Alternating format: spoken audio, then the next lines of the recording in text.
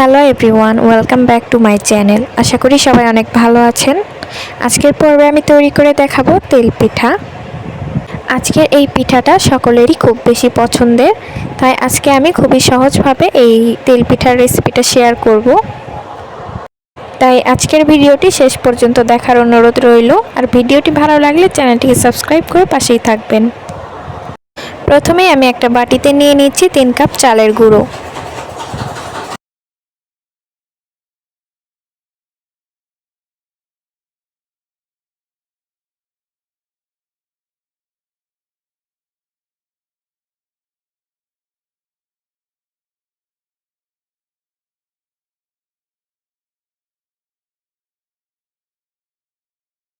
দিয়ে দিব স্বাদ মতো লবণ, চিনি স্বাদ অনুযায়ী,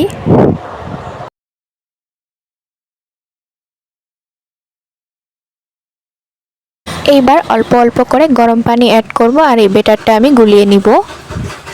পানিটা একবারে না দিয়ে অল্প অল্প করে দিয়ে এটাকে গুলিয়ে নিতে হবে।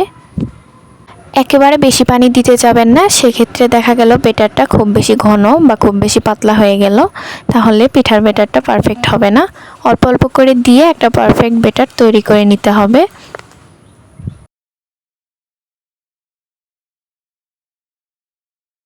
আমার পিঠার ব্যাটারটা তৈরি হয়ে গিয়েছে।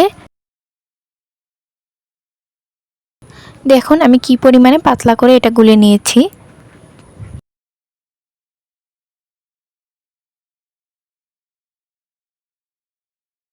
এবার এর মধ্যে দিয়ে দিব হাফ চা চামচ বেকিং পাউডার। এবার আবারও খুব ভালোভাবে এটাকে মিশিয়ে নিতে হবে। মিশিয়ে নেওয়া হয়ে গেলে এবার এটাকে ভেজে নেওয়ার পালা। কড়াইতে আমি তেল গরম করে রেখেছিলাম, এবার এর মধ্যে আমি ব্যাটারটা অল্প অল্প করে দিয়ে দিব।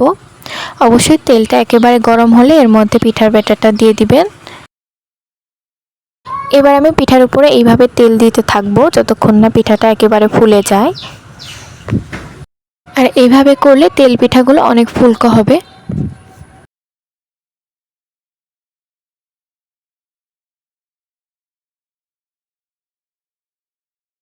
আমার তেল পিঠা তৈরি হয়ে গিয়েছে, এবার এটাকে নামিয়ে নিব। আর এইভাবে আমি বাকি পিঠাগুলোকেও ভেজে নিব।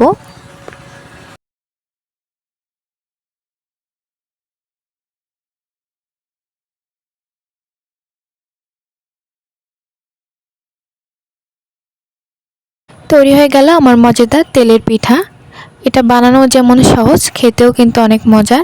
এটা সবারই অনেক পছন্দের একটা রেসিপি। আজকের ভিডিওটি ভালো লাগলে চ্যানেলটিকে সাবস্ক্রাইব করে পাশে থাকা বেল আইকনটি বাজিয়ে দিবেন।